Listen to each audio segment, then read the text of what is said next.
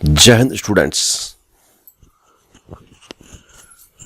जैसा कि आप देख रहे हैं, आज हम वेल्डर ईयर 1 19 जुलाई 2023 15 से 17, अब ये इसका टाइमिंग जो है ये ध्यान देने वाली बात है। मतलब 3 से 5, 3 बजे से 5 बजे का यह पेपर है। और यदि आपने जो मेरे पुराने पेपरों की सीरीज देखी है तो आज का पेपर इससे बहुत ही मतलब मिलता जुलता पेपर है, सेम टू सेम प्रश्न आए हैं। यदि आपका मान लो सेकंड सेशन में या थर्ड सेशन में पेपर होता है तो हम यदि जो पहले बैच वाले बच्चे हैं उनसे पता कर लेंगे कौन कौन से प्रश्न आए, तो मुझे लगता है कि काफ़ी प्रश्न हमको मिल जाएंगे। कुछ एक प्रश्न इसमें नए हैं, बाकी तकरीबन प्रश्न जो है अपने पुराने वाले ही हैं। तो आज हम फिर कोशिश करेंगे इस पेपर को समझने की और सॉल्व करने की। तो स्टूडेंट्स, हो सकता है कि ये आखिरी पेपर हो। अब मैं जल्दी रिकॉर्डिंग इसलिए कर रहा हूँ कि भाई अब है ना पेपर नहीं है अपने पास में, जितने पेपर थे अपन ने सारे पेपर डाल दिए। तो जैसा कि मैंने पिछले पेपर में आपको समझाया था, आज फिर समझाने की कोशिश करूँगा कि आपने बिल्कुल प्रश्न को पढ़ना है, समझना है, उसके बाद आंसर देना है। यदि आप प्रश्न को समझेंगे नहीं तो आप गलत आंसर दे सकते हैं। और हम साल भर पढ़ाई करते हैं, मेहनत करते हैं, तो हमको पूरा 2 घंटा देना है। बहुत सारे बच्चों को मैंने देखा है कि वो पेपर देने के बाद जल्दी पेपर ख़त्म करते हैं और बाहर आने की कोशिश करते हैं। पता नहीं बाहर क्या रखा है। अरे भाई, हमने साल भर पढ़ाई करी है तो हम क्या करें, अपना अच्छे से पेपरों को पढ़ने के बाद रिवाइज करें, समझें कहीं गलती तो नहीं हुई है। पूरा 2 घंटे का समय दें, हमें बिल्कुल भी बाहर आने की ज़रूरत नहीं है। कभी कभी क्या होता है कि जो अपने हॉल के अंदर क्या होता है कि वहाँ जो जिनकी ड्यूटी होती है वो बोलते हैं कि भाई यार पेपर हो गए तो जाओ अपना, तो उनको बोलने दो अपना। बोला भैया इसमें टाइम चल रहा है, जब तक मेरा टाइम ख़त्म नहीं होगा मैं नहीं जाऊँगा, ठीक है। और कोई परेशान करता है तो वहाँ जो इंचार्ज होते हैं अपने ITI के, उनको आप शिकायत कर सकते हैं, ठीक है। तो बिल्कुल आप अनुशासन के साथ जाएं अपना और पेपर सॉल्व करें पूरा, और उसके बाद उसको रिचेक करें, ठीक है। और रिचेक करके फिर उसके बाद सबमिट करें, अच्छा रिजल्ट लेके आएँ, ऐसी मेरी शुभकामनाएं हैं। तो अब हम इसके साथ ही अपना पेपर को सॉल्व करना चालू करते हैं। तो अपना पहला प्रश्न क्या है, कौन सी धातु सरफेसिंग विधि पतली परतों के लिए आदर्श है जो जाप के कोने और किनारों पर प्रवाह कर सकती है, ठीक है। अब ये सरफेसिंग के बारे में पूछ रहा है, ठीक है। अपना ये कौन सी, मतलब नहीं, अपन जब सरफेसिंग करते हैं मतलब धातुओं की परत चढ़ाते हैं, उसके बारे में ये बता रहे हैं कि कौन सी विधि इसमें से अच्छी है जिसमें हम अच्छी सरफेसिंग कर सकते हैं, ठीक है अपना। तो पहला है मिग वेल्डिंग, टिक वेल्डिंग, सबमर्ज आर्क वेल्डिंग, है ना, और ऑक्सी स्टील वेल्डिंग। तो अभी अपन ने देखेंगे ना, बहुत सारे पुराने प्रश्नों में एक आता है कि भाई ये एक चित्र आ रहा है, ऑक्सी स्टील ने है और उसके आगे एक गन बनी हुई है ना, तो वो बोलते हैं कि कौन सा भाग है, तो गन है, तो है ना, तो वो क्या है, वो सरफेसिंग की है। ऑक्सी स्टील सरफेसिंग जो होती है उसी का वो चित्र है, ठीक है। तो यहाँ पे सही आंसर क्या है अपना, ऑक्सी स्टील वेल्डिंग। इससे अपन क्या कर सकते हैं, एक अच्छी सरफेसिंग कर सकते हैं, आदर्श सरफेसिंग कर सकते हैं, ठीक है। अब हम चलते हैं हमारे प्रश्न नंबर 2 की तरफ। तो यहाँ पे प्रश्न नंबर 2 हमारा क्या बोल रहा है, रेल के मोटे पाइपों के जॉइंट बनाने के लिए किस प्रकार की वेल्डिंग का प्रयोग किया जाता है।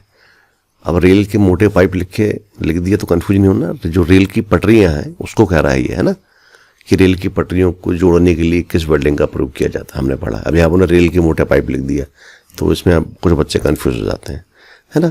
तो यहाँ पे क्या लिखा, pressure thermit, fusion thermit, pressure thermit, non pressure thermit welding और थर्मिट वेल्डिंग। तो यहाँ पे कंफ्यूज नहीं होना है। थर्मिट वेल्डिंग यदि आपने पढ़ा है तो 2 प्रकार की होती है, प्रेशर थर्मिट और नॉन प्रेशर थर्मिट, है ना। तो रेल की पटरी को जोड़ने के लिए हम किसका प्रयोग करते हैं, प्रेशर थर्मिट का ही प्रयोग करते हैं। तो सही आंसर क्या है इसका, प्रेशर थर्मिट। आंसर इसमें ऑलरेडी दिए हुए हैं, मैं आपको समझाने की कोशिश कर रहा हूँ, ठीक है। तो अब हम चलते हैं प्रश्न नंबर 3 की तरफ। प्लाज्मा आर्क कटिंग नोजल किस पदार्थ से बना होता है, ठीक है। अब प्लाज्मा आर्क जो है ना अपना, एक काय में आता है, GTW के अंदर जब आता है टिग और प्लाज्मा। तो अभी पूछ रहा है प्लाज्मा आर्क कटिंग नोजल किस पदार्थ का बना होता है। तो तकरीबन जो अपने वेल्डिंग में नोजल्स वगैरह हैं काय के बने होते हैं, ये कॉपर के ही बने होते हैं। तो पहला इस पे ऑप्शन दिया जिरकोनियम, दूसरा प्लेटिनम, तीसरा कॉपर, चौथा स्टेनलेस स्टील। तो उसका सही आंसर क्या है अपना, कॉपर, ठीक है। अभी हम चलते हैं अगले प्रश्न की तरफ। किस प्रकार की वेल्डिंग बेस धातु की तुलना में 450 डिग्री से ऊपर गलनांक के साथ एक अलो फिलर का प्रयोग करती है? किस प्रकार की बेस वेल्डिंग, समझ रहे हो ना अपना? अब यहाँ पे arc welding, brazing, gas welding, soldering, है ना? तो आपने सोल्डरिंग चैप्टर पढ़ा होगा अपना, तो उसमें पूछा जाता है कि भाई सोल्डरिंग में क्या है, तो 450 से कम होता है ना? और हार्ड सोल्डरिंग या ब्रेजिंग क्या होता है, 450 डिग्री से ऊपर होता है। तो यहाँ पर क्या इसका आंसर अपने को मिलेगा? ब्रेजिंग। ठीक है, अब हम चलते हैं अगले प्रश्न की तरफ। प्रश्न नंबर 5, प्री हीटिंग क्या होता है? क्या बोल रहा है अपने को? ये प्री हीटिंग है ना। प्री हीटिंग, पोस्ट हीटिंग दो होती है अपना। प्री हीटिंग क्या होता है? जब हम वेल्डिंग करने से पहले जो है अपना क्या करते हैं, जॉब को गर्म करते हैं, उसे हम क्या बोलते हैं? Pre heating. और जो अपन वेल्डिंग करने के बाद जॉब को लंबे समय तक गर्म रखते हैं, उसे हम क्या बोलते हैं? Post heating. ठीक है, ये याद रखना बेटा, है ना? Pre heating, post heating. Pre heating है ना। तो ये क्या पूछ रहा है? प्री हीटिंग क्या है? तो वेल्डिंग करने के पहले जो हम जॉब को गर्म करते हैं उसे अपन क्या बोलते हैं? Pre heating. तो यहाँ पे थोड़ा शब्द जो है उसने इस टाइप से लिखा है कि वो कंफ्यूज करने वाले हैं, गर्म करते समय, गर्म करने के दौरान, गर्म करने के बाद, है ना। तो इसमें कंफ्यूज नहीं होना। ये होता है वेल्डिंग करने के पहले, वेल्डिंग करने के बाद। तो वो हिसाब से अपन देखो तो यहाँ पे क्या आएगा? गर्म करने के पहले। ठीक है,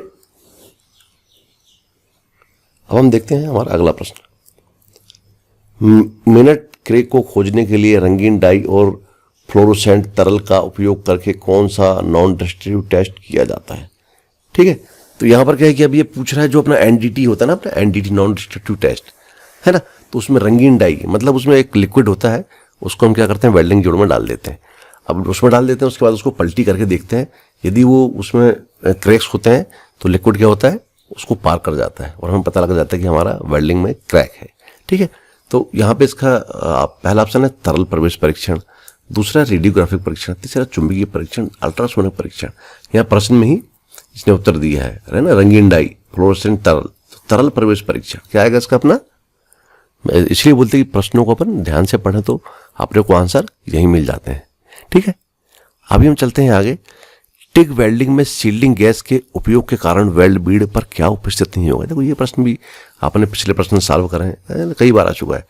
अब टिग वेल्डिंग में, है ना, तो टिग और मिग दोनों में अपन क्या करते हैं? शील्डिंग गैस का प्रयोग करते हैं। तो जब यहाँ शील्डिंग गैस का प्रयोग करते हैं, क्योंकि यहाँ पे हम फ्लक्स का प्रयोग नहीं करते हैं, है ना। अब जब फ्लक्स का प्रयोग अपन नहीं करेंगे तो वहाँ पे आप क्या नहीं मिलेगा अपने को? ये अपने को यहाँ पे देखना है। तो पहला है पेनिट्रेशन, दूसरा है स्लैग, तीसरा ओवरलैप और चौथा है अंडरकट। तो यहाँ पर जब अपना, है ना, फ्लक्स ही अपन यूज नहीं करेंगे तो हमें वहाँ पे स्लैग नहीं मिलेगा। तो उसका सही आंसर है स्लैग। ठीक है, अभी हम चलते हैं अगले प्रश्न की तरफ। किस फाइल की चौड़ाई पूरी लंबाई तक समानांतर होती है? तो यदि आपने पिछले वाले प्रश्न पत्र जो अपने चैनल पर डाले हैं बेटा, उसको यदि आपने स्टडी करा है तो आप ये प्रश्न भी बार बार आ रहा है। किस फाइल की चौड़ाई, है ना। पहला है फ्लैट फाइल, दूसरा है कर्व्ड फाइल, तीसरा हैंड फाइल और चौथा रेस्ट फाइल। तो इसका सही आंसर अपना क्या है? Hand file. ठीक है बच्चों, अभी हम चलते हैं अपने अगले प्रश्न की तरफ। ठीक है, अगला प्रश्न है हमारा, वेल्डिंग करते समय, है ना, फायर बैक को नियंत्रित करने की कौन सी विधि है? अपन क्या कर रहे हैं? वेल्डिंग कर रहे हैं, है ना। अब वेल्डिंग करते समय मैंने आपने पढ़ा होगा स्टार्टिंग में अपना गैस वेल्डिंग है अपना। यदि फायर बैक हो जाता, फायर बैक क्या होता है कि जब हम, है ना, वेल्डिंग करते हैं और हमारा जो वेल्डिंग का टिप है ना, टॉर्च का टिप है, जॉब से टच हो जाता है, तो ऐसी स्थिति में क्या हो जाता है? उसके अंदर से कंटिन्यू गैस आ रही है, तो जो हमारी वेल्डिंग की लौ है वो कहाँ घुस जाती है? टॉर्च में घुस जाती है। और ये जब ऐसा कुछ हो गया तो सेफ्टी के हिसाब से हमें सबसे पहले क्या करना है ना। पहला दिया है close the steeling cylinder valve, ठीक है, first close the oxygen cylinder valve, और उसके बाद कह दी close the oxygen control valve. तो हमने सबसे पहले क्या करना है? ऑक्सीजन कंट्रोल वाल्व को क्लोज करना है, ऑक्सीजन वाल्व को बंद करना है ना, क्योंकि गैस वेल्डिंग के नियम में यही कहता है कि जिस गैस को हम चालू करते समय पहले खोलते हैं तो बंद करते समय हम उसकी अल्टरनेट गैस है उसको पहले बंद करते हैं, सहायक गैस को पहले बंद करते हैं। ठीक है, तो इसका आंसर है अपना क्लोज ऑक्सीजन कंट्रोल वाल्व। ठीक, अभी हम चलते हैं यहां से अपने अगले प्रश्न की तरफ। ठीक है, तो स्टूडेंट्स हमारा अगला प्रश्न है प्रश्न नंबर 10। ऑक्सीकरण लौ का उपयोग क्या है? क्या है अपना ये ऑक्सीकरण लौ का उपयोग क्या है? पहला है पीतल की वेल्डिंग के लिए उपयुक्त होती है, हल्के स्टील वेल्डिंग के लिए उपयुक्त होती है, स्टेलाइट पाइप वेल्डिंग के लिए उपयुक्त होती है, कच्चा लोहा वेल्डिंग के लिए उपयुक्त होती है। तो अपन ने ये क्वेश्चन पहले आया था, लेकिन उसने उसको उल्टा करा था कि पीतल की वेल्डिंग में किस लोहे का प्रयोग किया जाता है ना। तो यही प्रश्न जो है आपको उल्टे सीधे करके पूछेगा, इसलिए आपने प्रश्नों को समझना है। अब यहाँ पे क्या पूछ लिया इसने, ऑक्सीकरण लोह का उपयोग क्या है ना, प्रश्न को उल्टा कर दिया। और अपना जो पहले जो प्रश्न पत्र उन पर आप देख रहे हैं, उस पर क्या पूछा है आप उसने कि पीतल की वेल्डिंग के लिए कौन सी लोह उपयुक्त होती है। समझ में आएगी नहीं आया? तो अब यहाँ पे अपन ऑप्शन पढ़ते हैं। दूसरा है हल्के स्टील वेल्डिंग के लिए उपयुक्त होती है, स्टेलाइट पाइप वेल्डिंग के लिए उपयुक्त होती है, कच्चा लोहा वेल्डिंग के लिए उपयुक्त होती है। तो ऑक्सीकरण लोह से अपन क्या करते हैं, पीतल की वेल्डिंग करते हैं, है ना। क्यों करते हैं, क्योंकि उसमें पीतल क्या है, एक मिश्र धातु है ना। ये क्या है, तांबा और जिंक का मिश्रण है। तो दोनों धातुओं का गलनांक अपना अलग अलग है, ठीक है। एक का गलनांक ज़्यादा है, एक का गलनांक कम है, तो है ना। इसलिए हम क्या करते हैं, यहाँ पे ऑक्सीकरण लोह का प्रयोग करते हैं। चलो अभी हम चलते हैं अगले प्रश्न की तरफ। प्रश्न नंबर 11, इलेक्ट्रिसिटी किस प्रकार की ऊर्जा है। क्या लिखा है, देखने योग्य, पारदर्शी, अदृश्य, दृश्यमान। तो यह जो है अपना अदृश्य है। बिजली अपने को दिखती है क्या, नहीं दिखती है ना। तो इसका सही आंसर क्या है अपना, अदृश्य। अब हम चलते हैं प्रश्न नंबर 12 की तरफ। OAW का पूर्ण रूप क्या है। अब यहाँ पे फुल फॉर्म पूछ रहा है ना।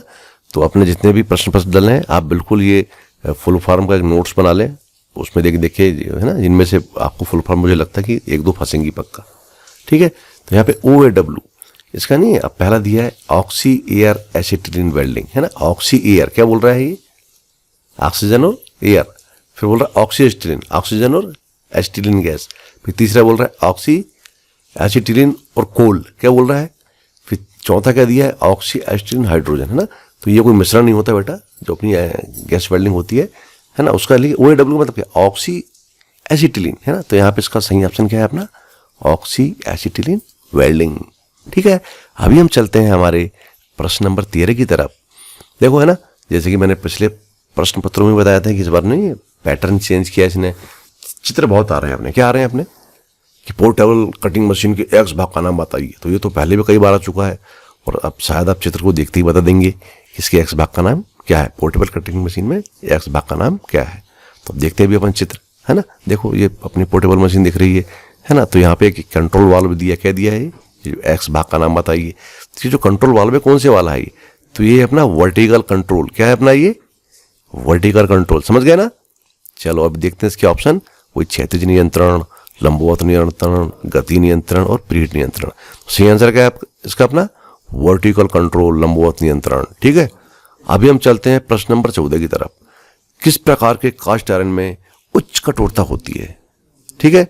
पहला है white cast iron, grey cast iron, nodular cast iron, malleable cast iron, है ना। तो उसका सही आंसर क्या है अपना व्हाइट कास्ट आयरन। अभी हम चलते हैं बच्चों प्रश्न नंबर 15 की तरफ। PQR का विस्तारित रूप क्या है ना। देखो फुल फॉर्म आ गई अपने को, तो ये सारी फुल फॉर्म आपने याद कर लेना है, ठीक है। अब पता नहीं कौन सी वाली अपने को एग्जाम में आने वाली है। प्रोसीजर क्वालिफिकेशन रिस्पॉन्स, दूसरा है प्रोसीजर क्वालिफिकेशन रोड, तीसरा है प्रोसीजर क्वालिटी रिकॉर्ड, और चौथा है प्रोसीजर क्वालिफिकेशन रिकॉर्ड। उसका सही आंसर क्या है अपना प्रोसीजर क्वालिफिकेशन रिकॉर्ड, ठीक है। अभी हम चलते हैं प्रश्न नंबर 16 की तरफ। किस प्रकार के फिलर रॉड में लोहे का प्रतिशत अधिक होगा, ठीक है। तो पहला है नॉन फेरस मतलब अलोह, है ना। फिर क्या है मिश्र धातु प्रकार की लोह धातुएं, है ना। मिश्र धातु प्रकार की लोह धातुएं, लोह धातुएं। तो किस प्रकार के फिलर रॉड में लोहे का प्रतिशत, जब क्या पूछ रहा है तो उसमें लोहे की मात्रा अधिक होगी अपना। सही आंसर क्या है अपना लोह, फेरस। अब हम चलते हैं हमारे अगले प्रश्न की तरफ। आर्क ब्लो का क्या प्रभाव होता है, क्या पूछ रहा है ये, आर्क ब्लो का क्या प्रभाव होता है। तो खराब फ्यूजन, कम स्पेटर, अच्छा पेनिट्रेशन, अच्छा वेल्ड। आर्क ब्लो का मतलब क्या होता है पहले हमें ये समझना पड़ेगा, है ना। तो आर्क ब्लो क्या होता है, ये एक डीसी वेल्डिंग मशीन में यह एक दोष होता है, ठीक है। जब हम कंटिन्यू लंबे समय तक वेल्डिंग करते हैं तो वहाँ पर एक दोष आने लगता है, उसे हम बोलते हैं आर्क ब्लो। इसका मतलब है आर्क का अपने पथ से भटक जाना, अपने रास्ते से भटक जाना। हम जहाँ वेल्डिंग करना चाहते हैं वहाँ वेल्डिंग नहीं होती, वेल्डिंग आगे पीछे की तरफ भागने लगती है, उसे हम क्या बोलते हैं आर्क ब्लो। तो उससे अपना क्या दोष आएगा, यदि आपकी वेल्डिंग में आर्क ब्लो आ रही है तो क्या दोष आएगा, पहला है poor fusion, less spatter, good penetration, good weld, है ना। अब दोष है तो ये तो खराबी पैदा करेगा ना, तो क्या करता है ये खराब फ्यूजन करता है, मतलब वेल्ड की गहराई हमें नहीं मिल पाती है। ठीक है, अब हम चलते हैं अगले प्रश्न की तरफ। देखो, निर्माण गैस सिलेंडर में किस सामग्री का उपयोग किया जाता है। ठीक है, अब निर्माण गैस सिलेंडर है ना, खतरनाक नाम दे दिया, हमको समझ पे नहीं आ रहा निर्माण गैस सिलेंडर क्या हो गया, ये नहीं है अपना, है ना। इसका मतलब ये है कि जब हम गैस सिलेंडर को बनाते हैं तो गैस सिलेंडर को बनाने में हम किस सामग्री का उपयोग करते हैं। तो यदि आपने बिल्कुल अच्छे से पढ़ाई करा हो, ध्यान दिया हो, तो आपको पता होगा कि इसमें हम किसका यूज करते हैं, सॉलिड ड्रॉन स्टील का यूज करते हैं। ठीक है, ऑप्शन तो है फोर्ज स्टील, स्टेनलेस स्टील, निकल स्टील, है ना। तो इसमें आप किसका यूज करते हैं, सॉलिड ड्रॉन स्टील का। स्टूडेंट्स बिल्कुल याद रखना अपने को। ठीक है, अब हम चलते हैं प्रश्न नंबर 19 की तरफ। देखो, फिर वही चित्र आ गया है, फिर वही चित्र जो है आ चुका है। चित्र में दिखाया गया टूल का नाम क्या है, तो अभी तो आपने यदि पिछले पेपर की स्टडी करी है तो पहचान ही गए होंगे, है ना। पहला है powder coating kit, oxy steel cutting torch, plastic welding air gun, plasma cutting nozzle. तो उसका सही आंसर है प्लास्टिक वेल्डिंग एयर गन। ठीक है, ध्यान से देख लो ये क्या है, प्लास्टिक वेल्डिंग एयर गन। यदि आता है ये क्वेश्चन तो बिल्कुल हमने सही करके आना है। अभी हम चलते हैं प्रश्न नंबर 20 की तरफ। अंतिम उत्पाद पर किस प्रकार का परीक्षण आमतौर पर उपयोग नहीं किया जाता है। अभी अंतिम उत्पाद क्या है, मतलब हम किसी जॉब को जब कंप्लीट कर लेते हैं, पूरी तरीके से कंप्लीट कर लेते हैं, तो उसमें हम कौन सा परीक्षण नहीं करेंगे। पहला है नॉन डिस्ट्रक्टिव टेस्ट और सेमी डिस्ट्रक्टिव, फिर है नॉन डिस्ट्रक्टिव टेस्ट, फिर सेमी डिस्ट्रक्टिव टेस्ट, फिर डिस्ट्रक्टिव टेस्ट, है ना। अब ये क्या होता है डिस्ट्रक्टिव टेस्ट, अपना इसमें बिल्कुल जॉब को तोड़ देते हैं। तो हमने किसी जॉब को पूरा बना लिया, उसमें क्यों तोड़ेंगे। तो वहाँ पे हम कौन सा टेस्ट करेंगे, एनडीटी, है ना। जैसे अपना लिक्विड टेस्ट कर लेंगे, ठीक है, या फिर एक्सरे कर लेंगे उसका, ठीक है, या ध्वनि टेस्ट कर लेंगे, लेकिन हम उसका कौन सा टेस्ट नहीं करेंगे, डिस्ट्रक्टिव टेस्ट नहीं करेंगे। इस हिसाब से इसका आंसर क्या है अपना, डिस्ट्रक्टिव टेस्ट। इसलिए मैं बार बार समझा रहा हूँ कि हमको प्रश्नों को अच्छे से पढ़ना है और अच्छे से समझना है, उसके बाद आंसर देना है, तो हम सही आंसर दे पाएंगे बच्चों। अभी हम चलते हैं प्रश्न नंबर 21 की तरफ। प्रश्न नंबर 21 हमारा क्या है, फिलर वायर को GMAW वेल्डिंग प्रक्रिया में कैसे फीड किया जाता है। ठीक है, फिलर वायर, ये अभी आपने मिग वेल्डिंग मशीन अपनी अपनी ITI में देखी होगी, है ना। तो वहाँ पे हम जो इलेक्ट्रोड होता है वो कौन सा करते हैं, वायर इलेक्ट्रोड यूज करते हैं। तो ये वही पूछ रहा है कि फिलर वायर को GMAW वेल्डिंग में, है ना, मिग वेल्डिंग में समझ जाओ अपना, है ना, कैसे फीड किया जाता है। मैनुअली किया जाता है, ऑटोमेटिकली किया जाता है, नो फीडिंग किया जाता है, सेमी ऑटोमेटिक किया जाता है। तो यहाँ पे इसका सही आंसर है ऑटोमेटिकली किया जाता है। ऑटोमेटिकली क्यों है, क्योंकि हम उस पर एक स्पीड सेट कर देते हैं, तो उसी स्पीड से कंटिन्यू हमारा वायर क्या है, वेल्डिंग में, वेल्डिंग टॉर्च में आता है, और हम वहाँ पे एक अच्छी वेल्डिंग कर पाते हैं। ठीक है, अब हम चलते हैं प्रश्न नंबर 22 की तरफ। ठीक है, अब हमारा प्रश्न नंबर 22 क्या है, वही आ गया अपना, है ना, NDT test, non destructive test कौन सा है। ठीक है, अब कितना सरल प्रश्न आ रहे हैं यार। जाप को बिना नुकसान पहुंचाए, nick break test, free bend test, नुकसान और डिस्टेंस के साथ। तो इसका सही आंसर है जॉब को बिना नुकसान पहुंचाए, जिसमें हम जॉब में किसी प्रकार का नुकसान नहीं पहुंचाते हैं, उसे हम क्या कहते हैं, नॉन डिस्ट्रक्टिव टेस्ट। ठीक है, अभी हम चलते हैं अगले प्रश्न की तरफ। अगला प्रश्न है हमारा प्रश्न नंबर 23। काटने के बाद एक प्लेट से बर्स निकालने के लिए कौन सा ऑपरेशन किया जाता है ना। जब हम जॉब काटते हैं, है ना, तो उसके जो किनारे होते हैं ना वो नुकीले हो जाते हैं अपना, तो उनको अपन कैसे निकालते हैं। तो सभी लोग यार अपना फाइलिंग करते हैं, क्या करते हैं अपना, है ना, फाइलिंग करते हैं अपन लोग वहाँ पे जॉब का। तो वो जो बर्स है उनको निकालने के लिए यही पूछ रहा है, किसका प्रयोग करते हैं, बर्सिंग का, फाइलिंग का, स्क्रैपिंग का, चीजलिंग का।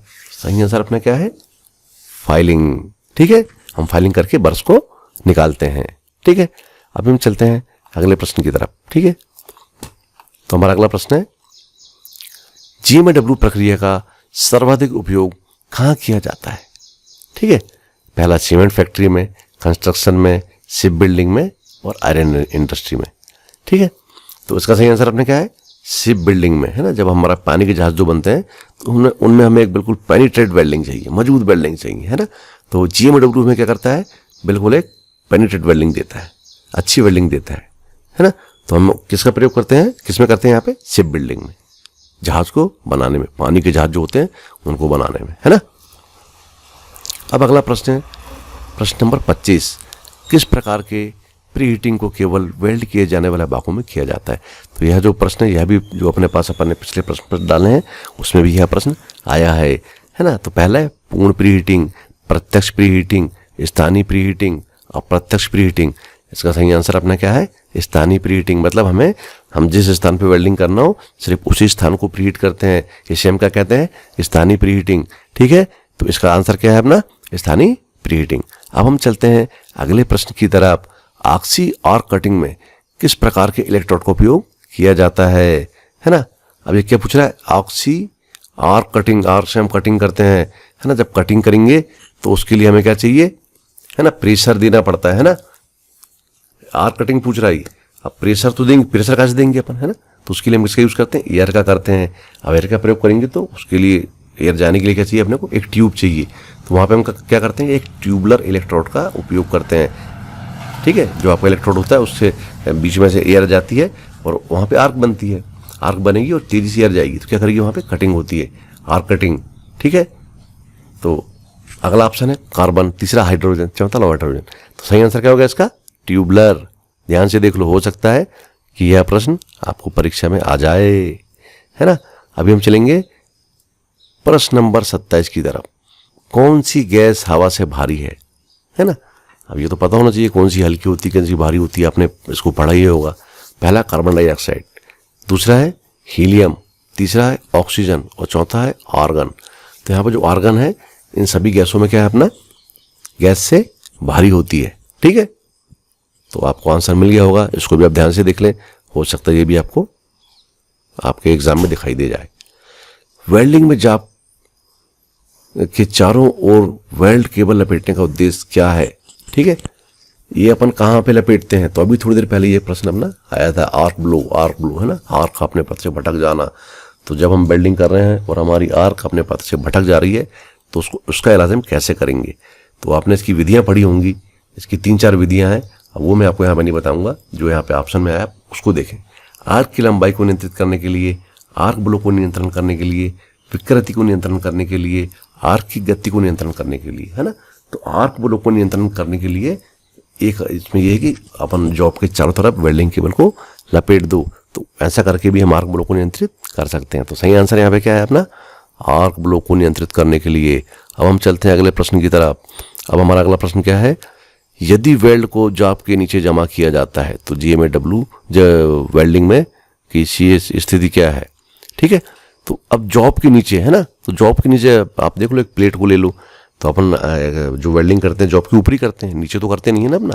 अब ये पूछ रहा है कि जॉब के नीचे, तो जॉब के नीचे वेल्डिंग कब आती है अपना? जब हम ओवरहेड वेल्डिंग करते हैं। क्या करते हैं? सिरों पर ही वेल्डिंग करते हैं। उस समय स्थिति क्या होती है अपना? हम जॉब के नीचे हेलमेट लगा के वेल्डिंग मार रहे होते हैं, है ना। तो अब इसके ऑप्शन अपन पढ़ते हैं। ऊर्ध्वाधर स्थिति, क्षैतिज स्थिति, डाउनहेड स्थिति, ओवरहेड स्थिति। तो वहाँ पे कौन सी स्थिति बनेगी अपनी? ओवरहेड। वेल्डिंग अपन कहाँ में मार रहे हैं? जॉब के नीचे। समझ गए बच्चों? तो अभी हम चलते हैं अगले प्रश्न की तरफ।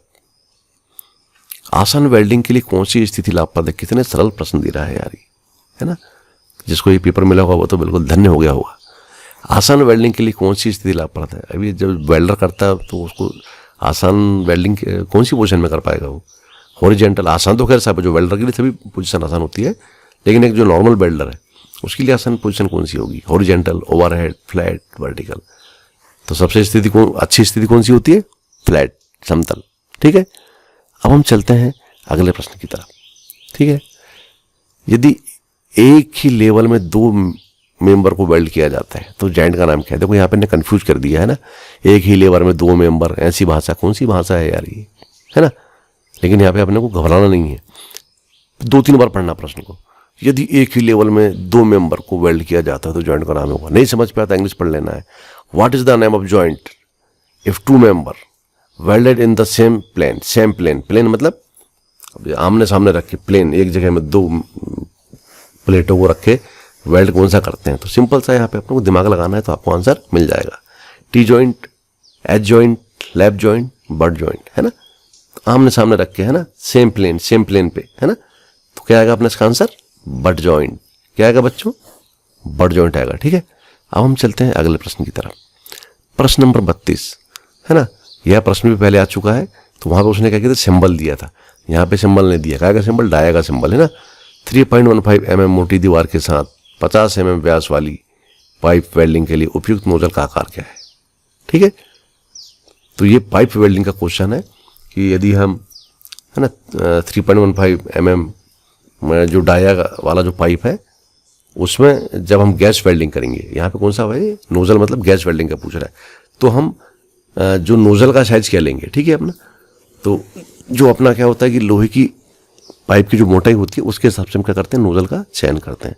तो इसकी सारणी जो है आप सभी बुक्स में है अपना, तो आप यदि सारणी की स्टडी करेंगे करके आएंगे तो आप उसका आंसर यहाँ पे सही दे सकते हैं। तो पहला ऑप्शन क्या है 13, दूसरा है 10, तीसरा है 5 और चौथा है 7। तो उसका सही आंसर क्या है अपना 7। ठीक है, हम 7 नंबर नोजल का प्रयोग यहाँ पे 3.15 mm वाली पाइप वेल्डिंग में करेंगे। ठीक है, तो अभी हम चलते हैं इसके आगे। अगला क्या है अपना प्रश्न नंबर 33। एक वेल्ड जॉइंट में क्या दोष होते हैं अगर यह अपर्याप्त हीट इनपुट के साथ प्रदान किया जाए। क्या बोल रहा है ये, एक वेल्ड जॉइंट में क्या दोष होते हैं। ठीक है, तो आप समझ गए होंगे, पहला है पेनिट्रेशन की कमी, दूसरा है धातु जमा का अभाव, तीसरा फ्यूजन की कमी, असमान बीड का जमा होना। तो यदि हम कम करंट देंगे, क्या देंगे अपना, हीट नहीं देंगे, तो क्या होगा अपना अपर्याप्त पेनिट्रेशन, वेल्ड जो है अपना गहराई तक नहीं हो पाएगा। ठीक है, इसको अपन क्या बोलते हैं, लैक ऑफ पेनिट्रेशन, पेनिट्रेशन की कमी। ठीक, तो अपर्याप्त हीट इनपुट से हमें क्या दोष प्राप्त होता है, पेनिट्रेशन की कमी।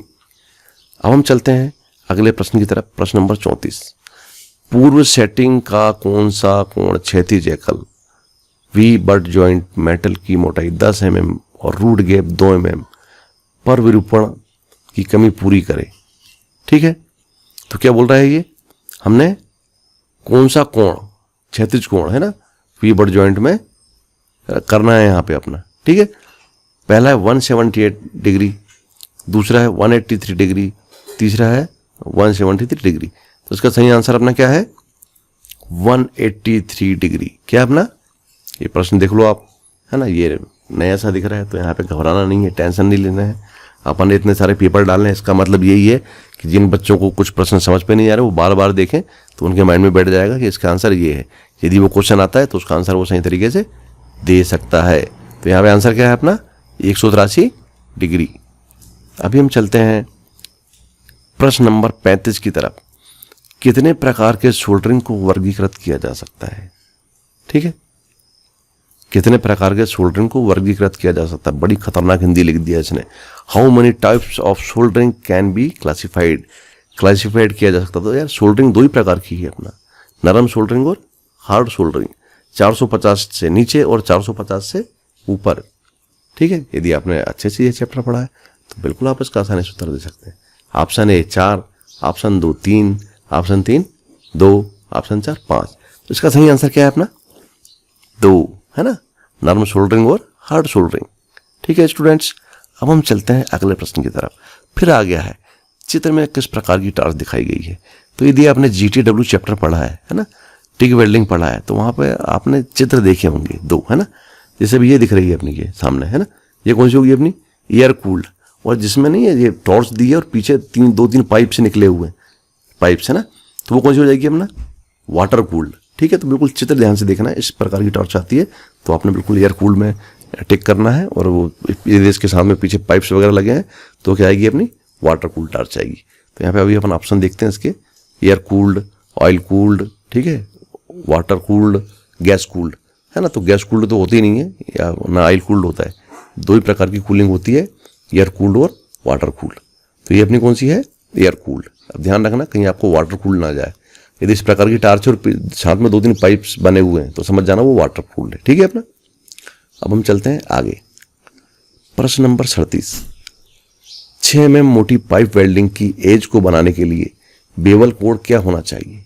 ठीक है, 6 mm पाइप में बेवल कोण कितना होगा। पहला ऑप्शन है 40 डिग्री से 45 डिग्री, दूसरा है 30 डिग्री से 35 डिग्री, 70 डिग्री से 75 डिग्री, 60 डिग्री से 65 डिग्री। बेटा इसके लिए आपको थोड़ी सी मेहनत करनी पड़ेगी, और जो भी सारणी अपने को नहीं मिलती बुक्स में, उन सारणी की आप स्टडी करो। ठीक है, कितनी मोटी पाइप में कौन सी नोजल प्रयोग करेंगे, है, कितनी मोटी पाइप में कितना बेवल कोण होना चाहिए, इलेक्ट्रोड का कोण कितना होना चाहिए, टार्च का कोण कितना होना चाहिए, तो इसकी सब सारणी है, वो सारणी आपको देखना पड़ेगा, स्टडी करना पड़ेगा, तभी आप इस प्रकार के प्रश्नों का उत्तर दे पाओगे। ठीक है, तो यदि ये प्रश्न आता है तो आप इसको भी देख लें ध्यान से, और इसका है 30 डिग्री से 35 डिग्री। ठीक है बच्चों, अभी हम चलते हैं प्रश्न नंबर 38 की तरफ। क्या लिखा है, EB5426HJX में AWS कोडिफिकेशन का तीसरा अंक क्या दर्शाता है। तो यदि हमने इलेक्ट्रोड का चैप्टर अच्छे से पढ़ा है तो यहाँ पे हर एक वर्ड का मीनिंग निकलता है। ठीक है अपना, EB5426HZX है ना, तो AWS की कोडिफिकेशन आपने पढ़ा है तो आप बिल्कुल इसका आंसर दे सकते हैं। तो इसमें बोल रहा है वो कि तीसरा अंक क्या पूछ रहा है, तीसरा अंक क्या दर्शाता है। ठीक है, तन्य शक्ति का प्रकार, वेल्डिंग की स्थिति का प्रकार, कवर करने का प्रकार, करंट का प्रकार। तो आपने यदि कोडिंग आपको आती है तो आप बिल्कुल आसानी से इसका आंसर दे सकते हैं। इसका सही आंसर है वेल्डिंग की स्थिति का प्रकार। तो स्टूडेंट्स है ना, थ्योरी यहाँ पे आपकी खत्म होती है। अब यहाँ पे आता है हमारा अगला वर्कशॉप कैलकुलेशन। ये कितने हैं, 6 प्रश्न अपने को इस पे अब मिलने वाले हैं। ठीक है अपना, तो पहला प्रश्न है अपना वर्कशॉप कैलकुलेशन का, ऊष्मा की एसआई इकाई क्या है। पहला ऑप्शन है जूल, दूसरा है ब्रिटिश थर्मल यूनिट, तीसरा सेंटीग्रेड हीट यूनिट और चौथा है कैलोरी। तो सही आंसर क्या है इसका अपना जूल। ठीक है, अगला प्रश्न है किसी पदार्थ के द्रव्यमान प्रति इकाई आयतन को क्या कहते हैं। पहला है वेट, दूसरा है मास, तीसरा वॉल्यूम और चौथा है डेंसिटी। तो इसका सही आंसर अपने क्या है डेंसिटी। आप ये प्रश्नों को बिल्कुल देख लें, बहुत सरल प्रश्न पत्र आ रहे हैं, है ना। यदि आपको आते हैं तो आप बिल्कुल इसको करना है। अभी चलते हैं प्रश्न नंबर 3 की तरफ। पानी का क्वथनांक क्या होता है ना। तो ये बहुत सिंपल साइंस आपको दे रहा है। यदि आपने 10th तक भी अच्छे से मैथ साइंस पढ़ा है तो आप इनका आंसर दे सकते हैं। 32 degree Celsius, 212 degree Celsius, 0 degree Celsius, 100 degree Celsius. तो क्वथनांक मतलब होता है बॉइलिंग पॉइंट। क्या होता है अपना, याद रखना कभी भी, है ना। क्वथनांक मतलब बॉइलिंग पॉइंट होता है, यहाँ पे पानी अपना उबल जाता है। तो कितने में उबलता है, 100 डिग्री सेल्सियस में। अब हम चलते हैं प्रश्न नंबर 4 की तरफ। धातु के कौन सा बल लगाने पर विरूपित तथा बल हटाने पर वापस आने अपने पूर्वावस्था में आने की क्षमता रखता है। ठीक है, कौन सा गुण है ये, तो ये गुण कौन सा अपना इलास्टिसिटी, क्या बोलेंगे इसको अपन, इलास्टिसिटी या प्रत्यास्था।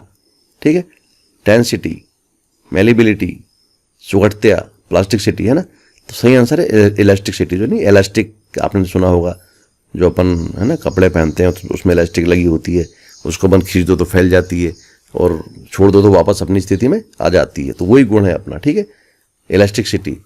ठीक है, बल लगाने पर ये फैल जाएगी और हटाने पर वापस अपनी स्थिति में आ जाएगी।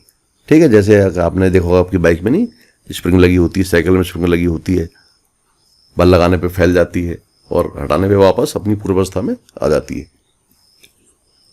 अगला प्रश्न है हमारा प्रश्न नंबर 5। धारा की इकाई क्या है। पहला है एम्पियर, दूसरा है ओम और तीसरा है वाट, चौथा है वोल्ट। ठीक है, तो यहां पे सही आंसर क्या है इसका अपना एम्पियर। ठीक है मित्रों, अब हम चलते हैं प्रश्न नंबर 6 की तरफ। तो अभी हमारा प्रश्न नंबर 6 क्या बोल रहा है हमारे को, एक वर्ग की भुजा क्या होगी जिसका क्षेत्रफल 625 mm² है। पहला है 20 mm, दूसरा 15 mm, तीसरा 25 mm और चौथा है 30 mm। तो इसका सही आंसर अपने क्या आएगा 25 mm। ठीक है, अब हम चलेंगे प्रश्न नंबर, यहाँ पे अपने खत्म होते हैं मैथ्स के प्रश्न। अभी हम चलेंगे इंजीनियरिंग ड्राइंग की तरफ। तो हम देखेंगे अब इंजीनियरिंग ड्राइंग का पहला प्रश्न, सामग्री के पारंपरिक प्रतीक को पहचाने, है ना। तो ये प्रश्न जो यदि आप जो प्रश्नों की सीरीज देख रहे हैं, है ना, तो उसमें भी ये प्रश्न अपना आ चुका है। तो अभी आप हमें पहचाने कि ये सामग्री के पारंपरिक प्रतीक अपना क्या है ये। ठीक है, तो पहला है कंक्रीट, दूसरा है ग्लास, तीसरा वुड, चौथा स्टील। तो सही आंसर इसका क्या है अपना ग्लास। ग्लास का प्रतीक है ये। तो आप लोग अपनी ड्राइंग की जो बुक है आपकी, उसमें ये सभी सिंबल की स्टडी कर लें। आप कौन सा सिंबल आएगा ये मुझे भी नहीं पता, आपको भी नहीं पता, है ना। तो कोई भी सिंबल आ सकता है, हो सकता है यही आ जाए अपना आपकी किस्मत से। तो उनको ध्यान से देख लो आप। ठीक है, स्टडी कर लो कि पानी का क्या है है ना, कंक्रीट का क्या है, लोहे का क्या है, कांच का क्या है, तो सबके अलग अलग है ना।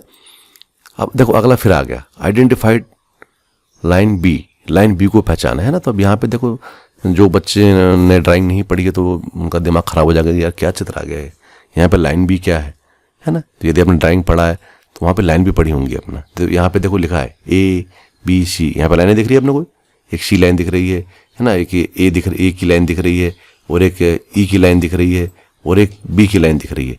तो यहाँ पे पूछ रहा है बी लाइन। तो यदि आप ध्यान से देखेंगे तो जो लाइन है अपना वहाँ पे देखो तीर बने हुए, क्या बने अपना, एरो बने है ना, एरो बने, दिख रहा है ये देखो एरो बने हैं ये, है ना, ये देखो ये एरो बने, ठीक है। इनके ऊपर क्या डायमेंशन लिखा, क्या लिखा है, ये डायमेंशन लिखा है कि यहाँ से यहाँ तक इसकी चौड़ाई कितनी है ना, और यहाँ से यहाँ तक इसकी चौड़ाई कितनी है, 80 है जो भी है अपना, है ना, यहाँ कितना 56.5 है। तो ये क्या दर्शा रहा है, ये कौन सी लाइन दर्शाती है अपना, ये दर्शाती है अपनी डायमेंशन लाइन। कौन दर्शाती है अपना, तो यह अपनी कौन सी एक डायमेंशन लाइन है, ठीक है। अभी हम इसके ऑप्शन देखते हैं, समझ गया ना, ये बी ये देखो ये पूछ रहा है ना, ये पूछ रहा है डायमेंशन लाइन क्या है ये, है ना। तो अभी हम देखते हैं लीडर लाइन, है ना। अभी देखो डायमेंशन लाइन, आयाम रेखा, एक्सटेंशन लाइन, है ना, और आयाम रेखा की समाप्ति। तो यदि ये चित्र आता तो आप ध्यान से बिल्कुल देखना ये कौन सी लाइन पूछ रहा है, तो ये डायमेंशन लाइन, ठीक है। अभी चलते हैं हम आगे अगले प्रश्न की तरफ। देखो फिर वही आ गया, देखो है ना, identified the conventional symbol of material, चित्र में दिखाए गए सामग्री के पारंपरिक प्रतीक का पता लगाएं। देखो चित्र आ गया, ध्यान से देखो भाई कौन से वाला है ना, पेपर का है, ग्लास का है, वुड का है, लीड का है। तो क्या है ये, वुड का है, लकड़ी का सिंबल क्या है ये, है ना, ये गोल गोल दिख रहा है, ये लाइनें खींची हुई हैं, तो किसका सिंबल है, लकड़ी का। देख लिया सभी ध्यान से, अपने माइंड पे बैठा लो, ठीक। अगला प्रश्न है, अब कंपास का उपयोग को ड्रा करने के लिए किया जाता है, खालिस्तान। ये प्रश्न भी पहले पुराने प्रश्न पत्रों में आ चुका है ना, हो सकता है आगे अभी आपको भी आ जाए। तो कंपास का प्रयोग कहाँ किया जाता है, स्क्वायर, सर्कल, ट्रायंगल, रेक्टेंगल। तो सही आंसर क्या है इसका अपना, सर्कल। वृत्त को बनाने के लिए हम इसका प्रयोग करते हैं, कंपास का प्रयोग करते हैं, ठीक है स्टूडेंट। अभी हम चलते हैं आगे। देखो फिर ये पुराने वाली प्रश्न आ गया, पहले के प्रश्न पत्रों में आया है जो है ना, बहुत ही आसान है। उपकरण का नाम पहचाने भैया कौन सा है, देखो है ना। तो अपना जब हम ITI में आते हैं तो पहला चैप्टर हमारा टूल्स एंड इक्विपमेंट्स का होता है, तो वहाँ पे हमें यही पढ़ाया जाता है कि कौन सा टूल है ना। तो कौन सा है भाई अपना, है ना, मैलेट, क्या बोलते हैं उसको अपन, लकड़ी का हथौड़ा, ठीक है। ऑप्शन देखते हैं अपन इसके, पहला है cross peen hammer, straight peen hammer, ball peen hammer, और क्या है लकड़ी का हथौड़ा। तो क्या है ये, लकड़ी का हथौड़ा है, और इसका काम जो है शीट मेटल वर्क के लिए किया जाता है, ठीक है। अब आगे आता है हमारा प्रश्न नंबर 6, है ना। तो सिंपल सा हमारा टूल आ गया है, सभी के घरों में होगा ये, सभी ने देखा होगा ये, है ना। इसको पहचानना है यार, कितना सरल पेपर आ रहे हैं, ठीक। तो देखो अब इसको पहचानो, क्या है ये, एविएशन शेयर है, डबल कटिंग शेयर है ना, क्या है, हैक बिल्ड शेयर है, कटिंग प्लेयर है ना। तो सभी को पता लग गया होगा कि क्या है ये अपना कटिंग प्लेयर, ठीक है स्टूडेंट्स, है ना। बिल्कुल ध्यान से देखो बेटा, और ये आपको आने वाले हैं प्रश्न पत्रों में, और आपने अच्छे से करके आना है, ठीक है स्टूडेंट्स। अब यहाँ पे हमारा जो है ड्राइंग का सेक्शन भी खत्म होता है। अब हम चलते हैं अपने अगले सेक्शन एम्प्लॉयबिलिटी स्किल की तरफ, ठीक है। तो एम्प्लॉयबिलिटी स्किल मेरा विषय नहीं है, तो इसमें भी जहाँ पे मुझे लगता है कि मैं आपको समझा सकता हूँ तो समझाऊंगा, नहीं तो हम फटाफट आगे बढ़ेंगे। आपने इन प्रश्नों को ध्यान से देखना है, ठीक है। हो सकता है कि ये क्वेश्चन आपको आपके पेपर में रिपीट हो जाए, ठीक। तो एम्प्लॉयबिलिटी स्किल का अपना पहला क्वेश्चन है, आई एम ए वेल्डर। क्या बोल रहा है ये, आई वर्क विथ, मैं एक वेल्डर हूं और मैं खालिस्तान के साथ कार्य करता हूं। अब वेल्डर जो है अपना किसके साथ काम करेगा भाई, ऑप्शन 1 है नेल पॉलिश, ऑप्शन 2 है लैपटॉप, 3 रोबोट, और चौथा है वेल्डिंग उपकरण। तो सिंपल सी बात है, एक वेल्डर जो होगा वो किसके साथ कार्य करेगा, ठीक है, सोचो, है ना, सबने सोच लिया होगा किसके साथ करेगा वो, वेल्डिंग उपकरण के साथ ही करेगा। सही ऑप्शन है इसका वेल्डिंग उपकरण। अभी प्रश्न नंबर 2, शोर, गर्मी या ठंडी वाली शारीरिक असहजता खालिस्तान के अंतर्गत आती है ना। अब शोर, गर्मी, ठंडी है ना, आपको हल्ला हो रहा है, गर्मी लग रही है ना, ठंडी है, धड़ाम धूम की आवाजें आ रही है बाहर से, तो ये अपने को एक नहीं वहाँ पे अनकंफर्ट फील होता असहजता लगती है कि यार साला कैसा अजीब सा लग रहा है, घबराहट ही होने लगती है ना। तो ये किसके अंतर्गत आती है? ठीक, तो पहला है कल्चर बाधा, दूसरा पर्यावरण बाधा, तीसरा है परसेप्शन बाधा, चौथा भाषा की बाधा। तो यह है एनवायरमेंट बैरियर, यह पर्यावरण की बाधा है ना। क्या है ये? गर्मी लगना, ठंडी लगना। तो जैसे भी हमारा बारिश का मौसम है ना, तो थोड़ा अजीब सा लग रहा है यार, कैसा चिपड़ चिपड़ लग रहा है ना, गर्मी में बहुत पसीना निकलता है। ठीक है, तो इसे हम क्या बोलेंगे? पर्यावरण बाधा। अब चलेंगे अपन प्रश्न नंबर 3 की तरफ। अब क्या है? खालिस्तान टैब का उपयोग चार्ट, ग्राफ, इमेज और पेज नंबर को वर्ड फाइल में डालने के लिए किया जाता है। खालिस्तान टैब का उपयोग है ना, पहला है रिव्यू पैन, दूसरा स्टैंडर्ड टैब, तीसरा इंसर्ट टैब और चौथा है फॉर्मेटिंग टैब। ठीक है, तो इंसर्ट टैब है ना, इसका उपयोग कहाँ करते हैं अपन? चार्ट, ग्राफ और इमेज को है ना वर्ड फाइल में डालने के लिए करते हैं। ठीक, अभी हम चलेंगे प्रश्न नंबर 4 की तरफ। ग्राहक प्राप्त करने के 4 चरण है ना। यदि आपने एक शॉप बनाई है, दुकान खोली है, अब आपको ग्राहक बनाने, क्या बनाने हैं, तो अपन कितने चरणों में ग्राहक को बनाते हैं? तो पहला है अटेंशन, रिटेंशन, सेल्स, लॉयल्टी। दूसरा अटेंशन, रिटेंशन, सेटिस्फैक्शन, लॉयल्टी। तीसरा है एक्विजिशन, रिटेंशन, सेटिस्फैक्शन, लॉयल्टी। और चौथा है एक्विजिशन, रिमेंबर, सेटिस्फैक्शन, लॉयल्टी। इसका सही answer acquisition, retention, satisfaction, loyalty. तो अपन बिल्कुल इस प्रश्न को ध्यान से देख लो यार, क्या है अपना, है ना। अब अंग्रेजी, यार अंग्रेजी में अपनी भी जय हिंद जय भारत है ना, तो उन्होंने आपको ज़्यादा समझा नहीं सकता। ठीक है, मैंने पहले ही बता दिया कि भाई मेरा वैसा नहीं है ये, मैं तो आपको खाली इसके प्रश्न दिखा रहा हूँ और जो इसके नहीं जो ग्रीन सिंबल से आपको इसके आंसर दिखा रहा हूँ। ठीक है, तो आप इसको ध्यान से देख लो, कहीं फंस गया तो आप सही वाले पे कर देना, है ना। ठीक है, अब चलते हैं अपन अगले प्रश्न की तरफ। अगला प्रश्न है प्रश्न नंबर 5। हमारे व्यक्तित्व का स्पष्ट विचार रखने को ताकत, कमजोरियों, विचारों, विश्वासों, प्रेरणा, मूल्यों आदि सहित को खालिस्तान कहा जाता है। पहला मिथ, दूसरा बिलीफ, तीसरा थ्रेट और चौथा सेल्फ अवेयरनेस, है ना, आत्म जागरूकता।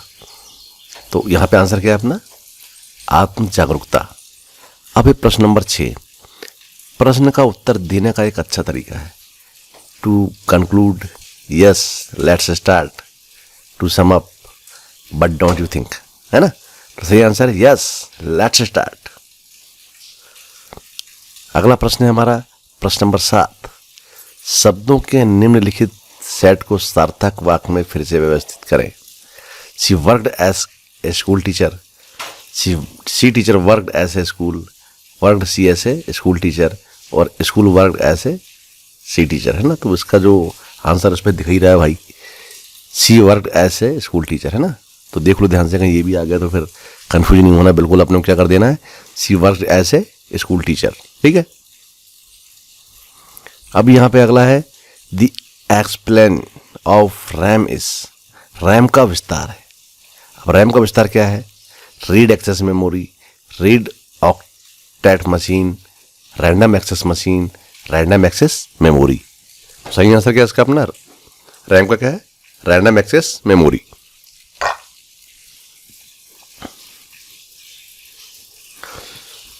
अब हमारा अगला प्रश्न है प्रश्न नंबर 9। क्या है अपना ये? FY, SMS का विस्तार क्या है? फुल फॉर्म बताइए। FY क्या है अपना, है ना। For your identification, for your innocence, for your information, for your internet.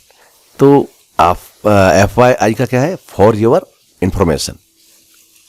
समझ गया ना, फॉर योर इंफॉर्मेशन। ध्यान से देख लो। अब चलते हैं अपन प्रश्न नंबर 10 की तरफ।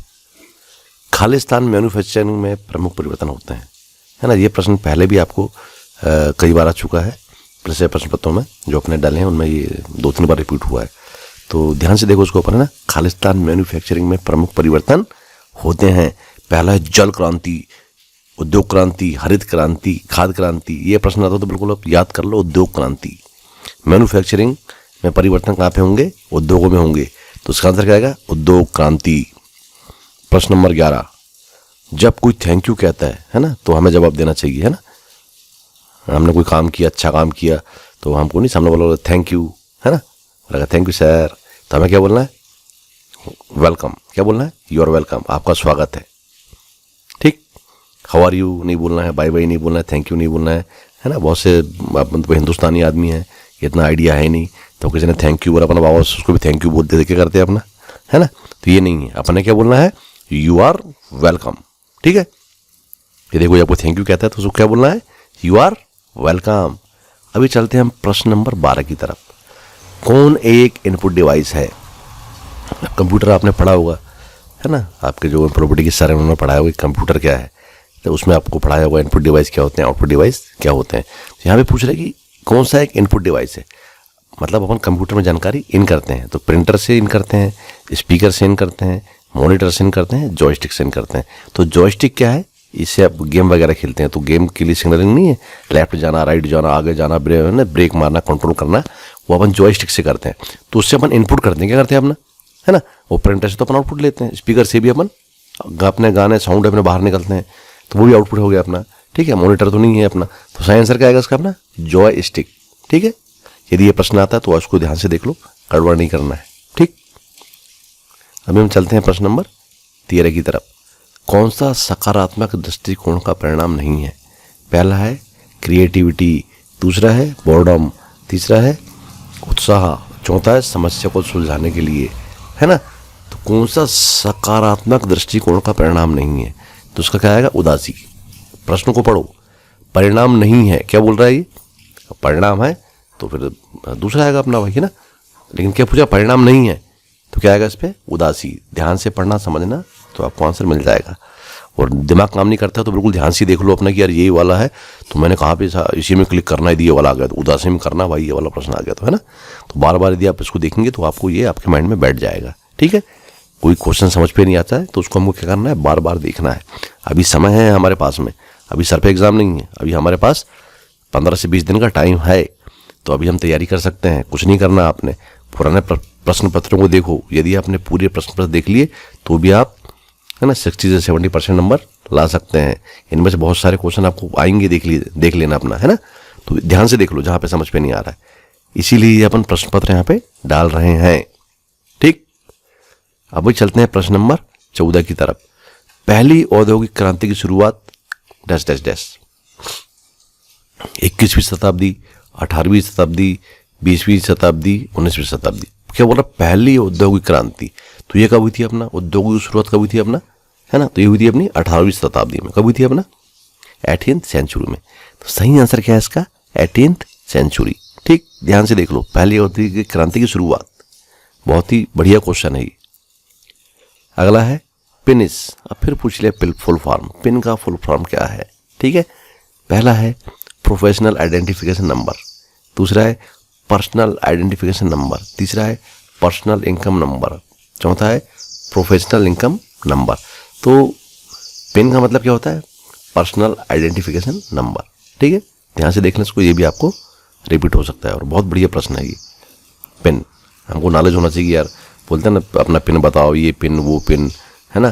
किसी का फ़ोन भी आता है, जो लुटेरों का अपना नहीं, जो बैंक फ्रॉड करते हैं, वो बोलते भाई अपना पिन बताओ। तो पिन का फुल फॉर्म होता क्या है, ये तो अपने को पता होना चाहिए ना। ठीक है, तो वो है पर्सनल आइडेंटिफिकेशन नंबर। समझ गए सभी लोग, समझ गए होंगे पक्का। अभी हम चलते हैं प्रश्न नंबर 16 की तरफ। जांच के दौरान निम्नलिखित में से किससे बचना चाहिए। समराइजिंग, लिसन केयरफुली, है ना, ग्राहक को बाधित करना, दोहरा। ठीक है, तो सही आंसर क्या है अपना, ग्राहक को बाधित करना। ठीक है, ध्यान से देख लो, जांच के दौरान निम्नलिखित में से किससे बचना चाहिए, ग्राहक को बाधित करने से बचना चाहिए। अगला प्रश्न है प्रश्न नंबर 17। दिए गए प्रश्न के लिए सही उत्तर चुनिए, है ना। Very well and you, on vacation and you, same to you, thank you. ठीक है, तो उसका आंसर क्या दिया है यहाँ पे इसने अपना, वेरी वेल एंड यू। ठीक है, देख लिया सभी ने। चलो अभी अपन आगे चलते हैं प्रश्न नंबर 18 की तरफ। सही शब्द भरें, है ना। कहाँ भरें, Khalistan is the speaker at the function, है ना। तो यहाँ पे व्हाट, हु, व्हेन, व्हाई। तो क्या है यहाँ पे अपना, who is the speaker at the function. ठीक है, अभी चलते हैं प्रश्न नंबर 19 की तरफ। यह क्या है, माइंडफुलनेस क्या है। प्रश्न क्या है, व्हाट इज माइंडफुलनेस? तो ऑप्शन 1 है, यह एक पल में पूरी तरह से उपस्थित होने की क्षमता है, यह आपके दिमाग को तेज करने के बारे में है, या किसी भी चीज़ पर ध्यान न देने की तकनीक है, या उन लोगों का वर्णन करने के लिए इस्तेमाल किया जाने वाला शब्द है जो विचारों से भरे हुए हैं। तो इसका सही आंसर है, यह एक पल में पूरी तरह से उपस्थित होने की क्षमता है। क्या? What is mindfulness. ठीक है, ध्यान से देख लो, सोच लो, समझ लो। बिल्कुल ये आपको परीक्षा में मिल सकता है, और मिल गया तो हमने बिल्कुल इसका सही आंसर ही देना है, तभी मेरी यह मेहनत सफल होगी बच्चों, है ना। इतना मैं लंबे लंबे वीडियो बना रहा हूँ, देखो अभी आज का मेरे को लग रहा है कि 1 घंटा क्रॉस ना कर जाए, है ना। मैंने सोचा कि यार क्यों ना हम डिस्कस करके आप लोग बोरियत फील ना करें, है ना। नहीं तो मैंने देखा है कि पहले के मेरे पेपर आप देखोगे तो बिल्कुल मैं भी नहीं, कौन सा एक वेब आधारित लेखन है, टैली, फिर अगले क्वेश्चन में चले गए, फिर ये बता दिए, वो इस टाइप से वो बनाते थे। तो मैंने कहा नहीं यार, मज़ा नहीं आ रहा है यार, अपन थोड़ा टाइम लेके बनाओ। बच्चा जब, है ना, उसको देखे तो कुछ तो समझ पे आए उसको, है ना। तो अपन थोड़ा सा जिनके बारे में अपने को जानकारी है थोड़ा सा उसमें अपन डिस्कस करें, तो आपको सुनने भी में मज़ा आएगा, है ना। ठीक है, तो अभी अगला प्रश्न जो ये कौन सा, ये एक वेब आधारित लेखांकन है। ठीक है, which one is web based accounting, busy, software design for modern business, tally, wings. हाँ, तो वेब आधारित लेखांकन, ठीक है, क्या है अपना टैली, क्या है अपना ये टैली। तो सही आंसर क्या है इसका, टैली। अब चलते हैं प्रश्न नंबर 21 की तरफ। इनमें से कौन सा वाक्यांश एक टेलीफोन कॉल से संबंधित नहीं है? कौन सा वाक्यांश संबंधित नहीं है टेलीफोन कॉल से, है ना। ध्यान दो, मतलब जो हमारी जो टेलीफोन की नहीं है, जो विवरणिका है, उसके जो शब्द हैं पढ़ो यहाँ पे अपना। पहला है कॉल बैक, दूसरा पिकअप, तीसरा मेकअप, चौथा है हॉल्ड डाउन। तो यहाँ पे कौन सा है जो टेलीफोन से संबंधित नहीं है ना। तो अब मेकअप कैसे आता है अपना, जो फैशन में आता है ना। और hold on, pickup, call back, ये कहाँ पे आती है शब्दावली, टेलीफोन में आती हैं। मेकअप नहीं आता, मेकअप हटके है इससे, इसलिए यहाँ पे सही आंसर क्या है इसका, मेकअप। अभी चलते हैं प्रश्न नंबर 22 की तरफ। एंट्री लेवल जॉब का क्या मतलब है? ठीक है, what is the meaning of an entry level job. पहला क्या है, it helps to enter the office, या कार्यालय में प्रवेश करने में मदद करता है। दूसरा है सिक्योरिटी गार्ड, सुरक्षा प्रहरी। तीसरा है जूनियर इंटीरियर डिजाइनर, और चौथा है यह एक शुरुआती या जूनियर स्तर की नौकरी है। ठीक है, तो एंट्री लेवल जॉब का मतलब क्या है, यह एक शुरुआती, है ना, यह जूनियर स्तर की नौकरी है। जैसे कि अभी आप लोग ITI के बाद अपना अप्रेंटिसशिप में जाओगे तो वह आपका क्या है, शुरुआती आप नौकरी की शुरुआत करेंगे वहाँ पे जाके, समझ आएगी नहीं यार। तो वो अपना एंट्री लेवल जॉब, क्या बोलते हैं उसको अपन, एंट्री लेवल जॉब। ठीक है, तो ध्यान से देख लो अपना, यह एक शुरुआती या जूनियर स्तर की नौकरी है, इसका सही ऑप्शन है। अब चलते हैं प्रश्न नंबर 23 की तरफ। स्मार्ट में ए का क्या अर्थ होता है? देखो बच्चों, यदि आप यार पुराने पेपर देख रहे हो तो देखो फिर आ गया ये, है ना, बार बार शब्द ये आए, ऐसा ना हो कि ये बार बार इस बार के पेपर में भी यही शब्द आपको एम्प्लॉयबिलिटी में आए। तो बिल्कुल ध्यान से देख लो, स्मार्ट में ए का क्या अर्थ है, एम्बिटियस, है ना, अचीवेबल, अवेयरनेस, एक्शन। तो यहाँ पे इसका सही आंसर क्या है अपना, अचीवेबल। ठीक है, अचीवेबल। अभी हम चलते हैं आगे प्रश्न नंबर 24 की तरफ। चर्चा के शिष्टाचारों में कौन सा डॉस है? चर्चा के शिष्टाचार में कौन सा डॉस है? तो यहाँ पे देखना अपने को, lose your temper, talk about, है ना, irrelevant detail, listen to others, use impolite और र्यूड लैंग्वेज, है ना, अपना आपा खोएं, अप्रासंगिक कारणों विवरण के बारे में बात करें, दूसरों की सुने, अभद्र या अश्लील भाषा का उपयोग करें। तो सही आंसर क्या है, दूसरों की सुने। जब हम कहीं बैठ के बातचीत कर रहे हैं, हम क्या करते हैं, अपनी अपनी देते रहते हैं, मैं ऐसा, मैं वैसा, मैंने यहाँ झंडे गाड़ दिया, मैंने लठ गाड़ दिया, मैंने पता नहीं क्या कर दिया। वो सामने वाला बताते, उसको बोलने का मौका नहीं देते, है ना।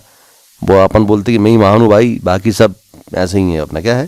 तो कभी भी अपन यदि 4 लोग में बैठ के बातचीत करना है तो हमें वहाँ पे अपनी अपनी नहीं फेंकनी है, सामने वाले के विचारों को भी सुनना है, उनका सम्मान करना है। ये चीज़ यहाँ पे पूछ रहा है। तो ये है चर्चा के शिष्टाचार, है ना, हमें दूसरों की भी सुनना चाहिए। तो उसका आंसर अपना क्या है, दूसरों की सुने। अभी हम चलते हैं प्रश्न नंबर 25 की तरफ, जो कि अपना आखिरी प्रश्न है एम्प्लॉयबिलिटी स्किल का। मध्यम विनिर्माण उद्यमों के लिए संयंत्र और मशीनरों के में निवेश खालिस्तान के बीच है ना। मध्यम विनिर्माण उद्यमों के लिए संयंत्र और मशीनरी में निवेश के खालिस्तान के बीच है। पहला है 10 लाख टू 2 करोड़, और दूसरा है 5 करोड़ टू 10 करोड़, तीसरा है 2 करोड़ टू 5 करोड़, और चौथा है 25 लाख टू 5 करोड़। तो यहाँ पे क्या है अपना, है ना, निवेश अपने को कितने का होता है एक आइडिया बता रहा है ये। तो उसका सही आंसर है अपना 5 करोड़ से 10 करोड़। ठीक है, अपना 5 करोड़ टू 10 करोड़। तो बिल्कुल ध्यान से देख लो, यदि यह प्रश्न आपको रिपीट होता है तो आपने यहाँ पे आंसर देना है 5 करोड़ टू 10 करोड़। तो ठीक है स्टूडेंट्स, तो इसी के साथ जो है हमारा यह पेपर यहाँ पे ख़त्म होता है। और हो सकता है कि इस वर्ष का ये अंतिम पेपर हो। अब मैं इस वर्ष जो स्टूडेंट्स एग्ज़ाम देंगे उनसे भी मैंने बोल के रखा है कि जब भी उनके पेपर होते हैं, रिजल्ट आता है, तो वो पेपर डाउनलोड करें और उसको फिर हम आने वाले वर्ष में नए पेपरों को 24 के पेपर अपन डालेंगे। अभी जो इस वर्ष के स्टूडेंट हैं जो पेपर दे रहे हैं, मुझे उम्मीद है कि वो इन पेपरों को देखेंगे, अच्छे से पढ़ाई करेंगे, अच्छा रिजल्ट लाएंगे, पास होंगे। और पास होने के बाद जो है हमको BA MA करने के लिए कॉलेज नहीं जाना है। हमें कहाँ जाना है बच्चों, अप्रेंटिसशिप करने जाना है। कहाँ जाना है, अच्छी अच्छी कंपनियाँ, मारुति सुजुकी है, ठीक है, टाटा मोटर्स है, ठीक है ना, महिंद्रा स्कॉर्पियो है, ठीक है। इनके जो हैं कंपनी वाले वो आपके ITI में आएंगे आपको भर्ती करने के लिए। तो आप अपनी मर्जी से एक अच्छी कंपनी को चूज़ करें, वहाँ पे अप्रेंटिसशिप जरूर करें। जिनका अच्छा परसेंट है वो अपना रेलवे में जाएं, रेलवे में अप्रेंटिसशिप करें, BHEL में अप्रेंटिसशिप करें, सेल में अप्रेंटिसशिप करें। बहुत सारी अप्रेंटिसशिप एजेंसीज हैं जहाँ पे आपको अच्छा लगता है वहाँ से अप्रेंटिसशिप करें। तो आपकी क्या होगी, एक शुरुआत होगी और आगे आपको क्या होंगे, अपने जॉब मिलने के चांसेस रहेंगे, है ना। क्योंकि अभी सरकारी नौकरियाँ तो है नहीं अपना, और प्राइवेट सेक्टर भी ऐसा नहीं है कि बहुत ख़राब, बहुत अच्छा काम कर रहे हैं। और हमें पता तो लगे कि नौकरी क्या होती है, कंपनी क्या होती है, एक बार बाहर निकल के हम देखें तो, है ना। और सबसे मेन बात ये है कि हमारी एक गलतफहमी ये होती है कि यार हमने ITI कर लिया, 1 साल का एग्ज़ाम दे दिया, पास हो गए, तो अब हम सर्टिफिकेट मिल गया तो हमने हमारी ITI कंप्लीट हो गई, है ना। तो आपके ITI में शायद आपको बताया गया होगा या आपने अपना पहले चैप्टर में पढ़ा होगा कि जब हम ITI करते हैं तो हम क्या होते हैं, अर्धकुशल होते हैं। क्या होते हैं अपन, अर्धकुशल होते हैं।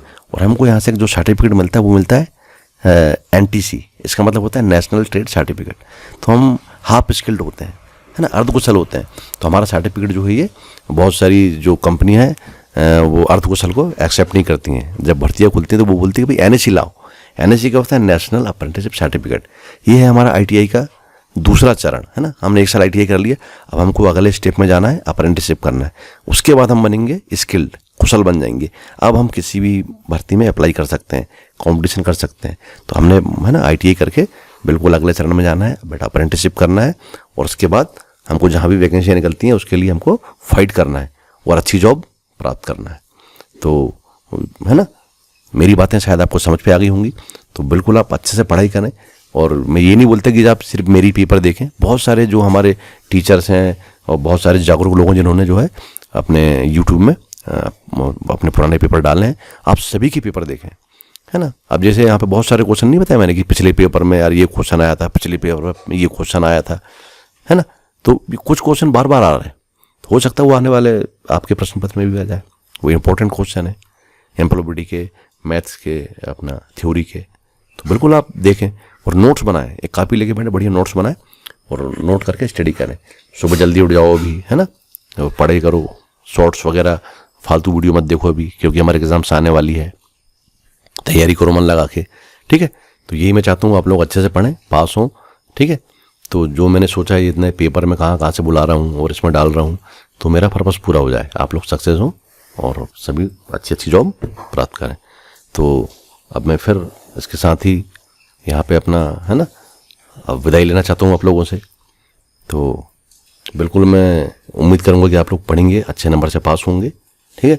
और मैंने बिल्कुल कह दिया कि यदि आपको अच्छा लगता है तो ही आप मेरे चैनल को सब्सक्राइब करें, और नहीं लगता तो बिल्कुल भी मत करें, लाइक भी ना करें, ठीक है। अपना मैं तो कोशिश कर रहा हूँ बेटा, है ना, कि मेरे माध्यम से जो भी मेरे पास ज्ञान है वो आप लोगों तक पहुँचे और मैं आपको समझा पाऊँ, ठीक है। तो अब इसी के साथ हम ये पेपर यहाँ पे समाप्त करते हैं। जय हिंद, जय भारत, भारत माता की जय, वंदे मातरम।